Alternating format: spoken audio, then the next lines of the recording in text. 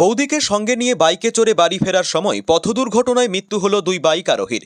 রবিবার সন্ধ্যায় মর্মান্তিক দুর্ঘটনাটি ঘটেছে বর্ধমান কাটোয়া রোডের ভাতারের ভুমসর সংলগ্ন এলাকায়।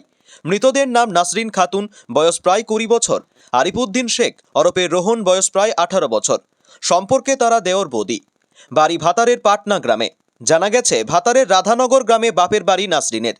মাস দুয়েক আগে পাটনা গ্রামে মুন্না শেখের সঙ্গে তার বিয়ে হয়। স্বামী কলকাতায় একটি বেসরকারি সংস্থায় কাজ করেন। বিবাহের পর কয়েকদিন পর কর্মক্ষেত্রে চলে গিয়েছেন তিনি। রবিবার বিকেলে নাসরিন দেওরের বাইকে চড়ে বাপের বাড়ি থেকে ফিরছিলেন। রাস্তায় ঝড় বৃষ্টি শুরু হয়। ভুমসর সংলগ্ন এলাকা আসতেই একটি গাড়ি তাদের বাইকটিকে সজোরে ধাক্কা মারে।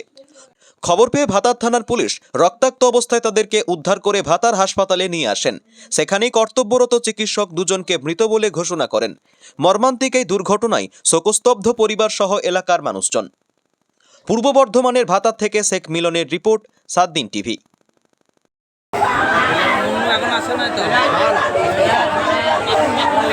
বাবার বাড়ি রাধানগর, ওইখানে আনতে গেছিলো। ওই কাগজপত্র আনতে যাওয়ার সময়ে কোন গাড়িতে মেরে দিয়েছে।